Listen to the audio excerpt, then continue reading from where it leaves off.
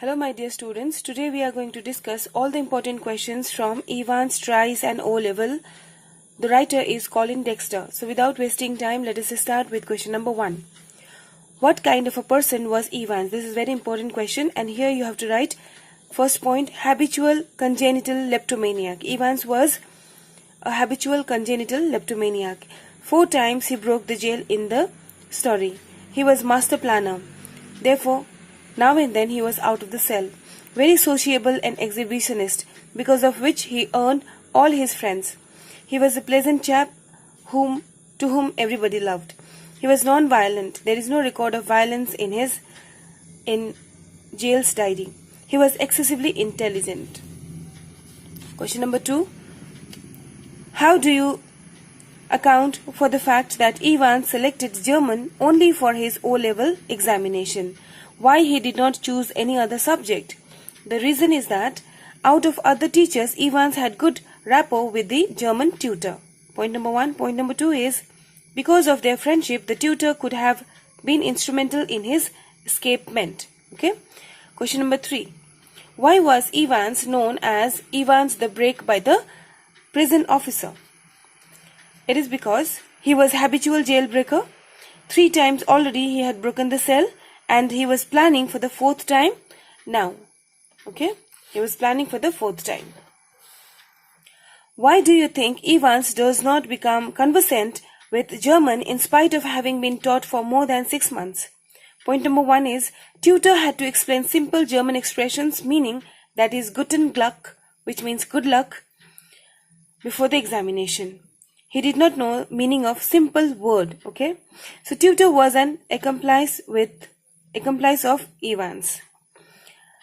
They were planning for escapement. Learning German was a non-issue. So, with the help of German teacher, Evans was planning for escapement and they were not learning anything.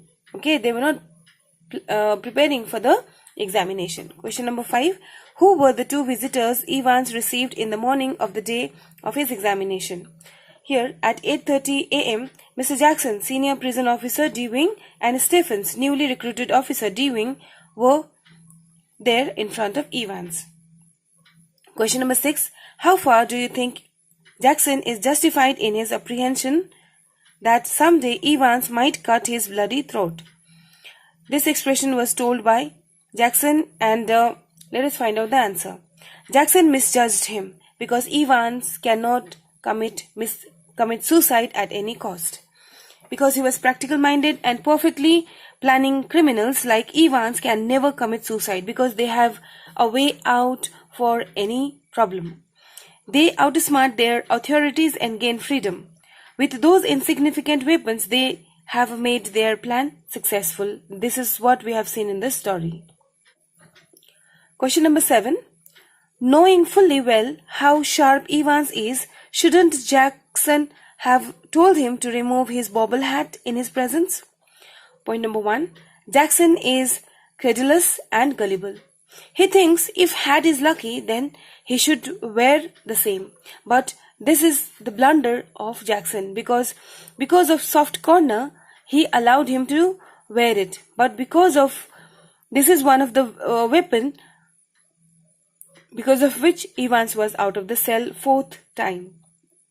Evans used that hat to hide his clipped hair to impersonate McLeary. Okay, he had to look just like McLeary, therefore he used that hat to hide his hair. Okay, Evans' character analysis is superb. Psychological insight, keen sense of observation. He analyzed the governor, Jackson, very properly. Therefore, he was able to make escapement planning in a very successful manner. He knew that what will be the next move of Evans and Jackson. And he knew that Jackson has a soft corner for him. Therefore, if he will ask for the permission to wear hat, he is going to allow him. Okay, let's continue. Question number 8. Why do you think Jackson asks Evans to remove the pin-ups from the cell? Pin-ups means pictures and photos of attractive persons, particularly film star and models, etc. Jackson knew that a person is going to visit the cell. Okay, such pin-ups will be unpalatable and unbecoming. Therefore, he asked him to remove Singer's photograph which was hung in the wall. Question number 9. Why did the governor instruct Jackson to search McClary? He might have brought weapon sort of things unknowingly which Evans could use for his escapement. He might have used for killing somebody. Therefore, governor asked Jackson to search McClary thoroughly. Let's move ahead.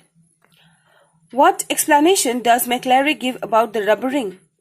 He had piles or hemorrhoids. He cannot sit continuously at one place.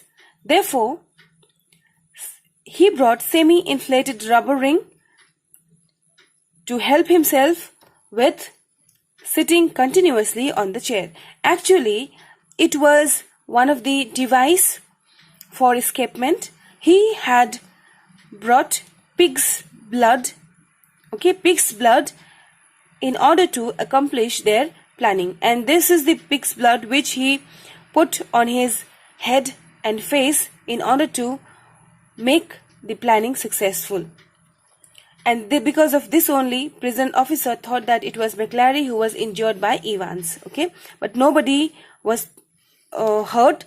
It was pig's blood which he has brought from a butcher. And in order to preserve it from coagulation, he used some chemicals as well. This also shows that how intelligent Evans was.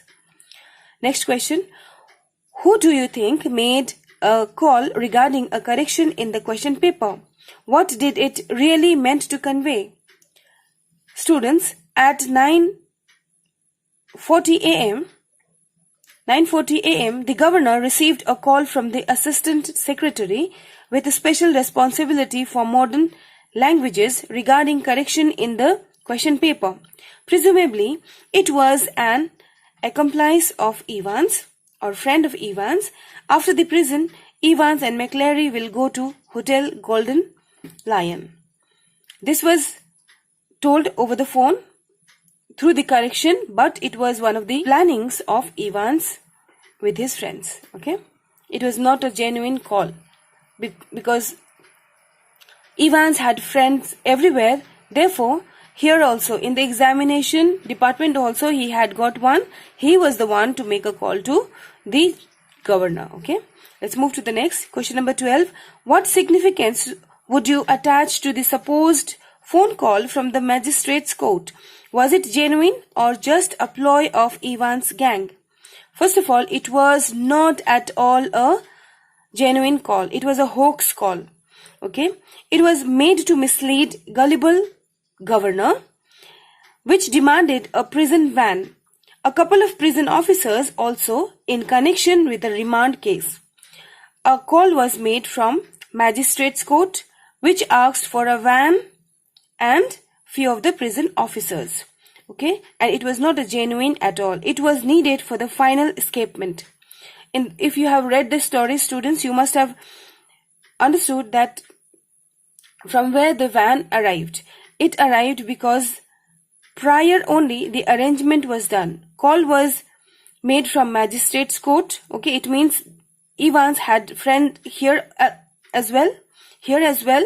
Okay, and the officers, the original officers, they might have been tied somewhere, and whoever were there in the van, they were the friends of Evans himself. Okay, let's move ahead. Why did Stephens did not report the matter of Evans wearing blanket in the cell? Point number 1.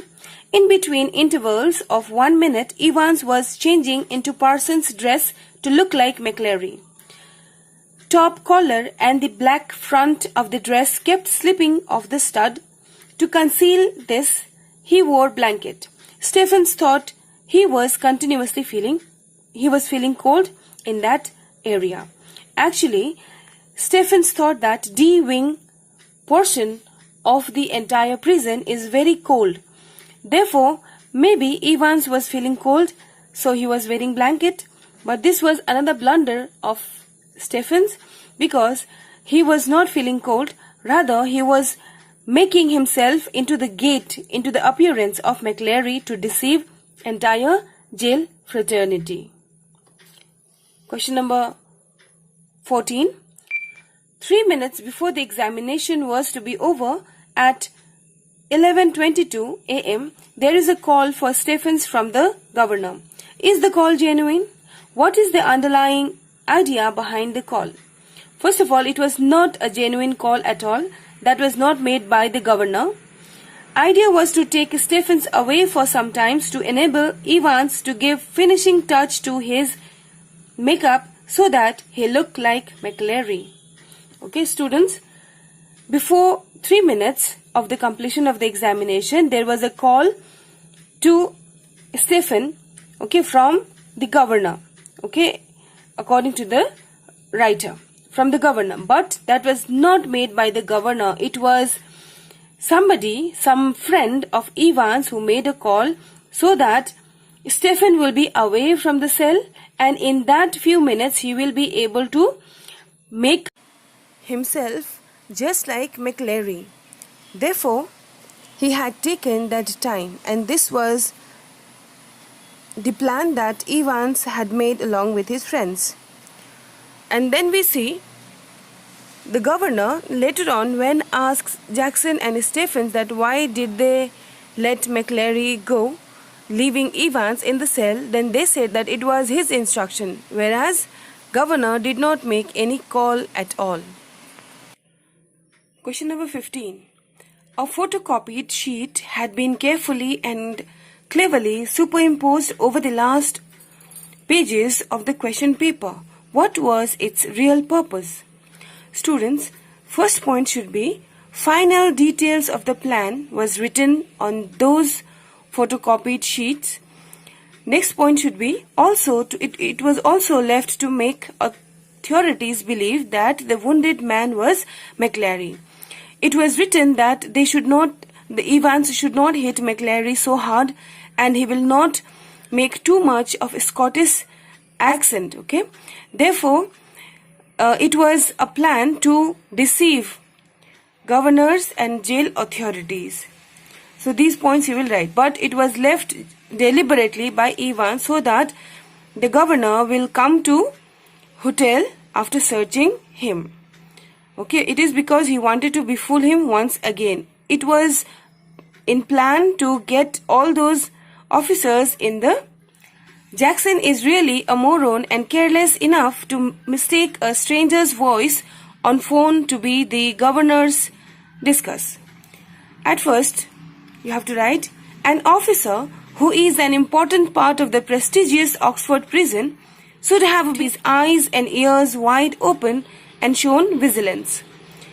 Next point, his mistaking a stranger's voice on the phone to be the governor's and calling Stephens excitedly shows how immature he is. He really is a moron playing into the hands of the master planner. Question number 17. By presuming that Evans had kept the clerical paraphernalia hidden in the cell, what obvious blunder is the governor committing?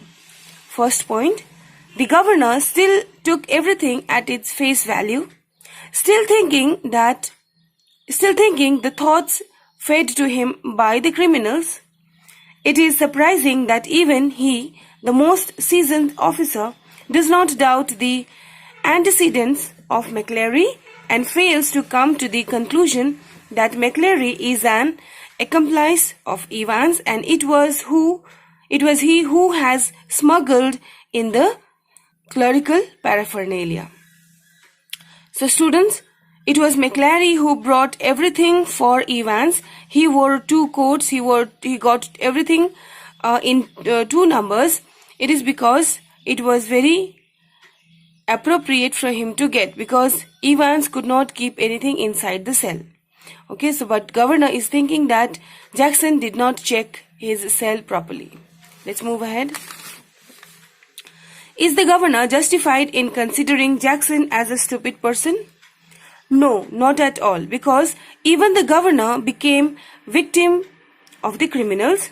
He wrongly believes that Jackson had searched the cell carelessly and failed to notice the clerical paraphernalia and a weapon hidden.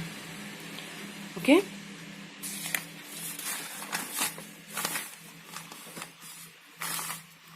In spite of strict vigilance, how did Ivan's friend manage to give the material for disguise in the cell? Ivan's friend, disguised as McClary, the invigilator, managed to smuggle the disguise material into the cell with ingenuity. He came wearing 2 parson's dresses with black fronts and collars, brought an extra pair of spectacles with pebble lenses. All these were passed to Evans when Stephens was away from the peeping hole. Next question.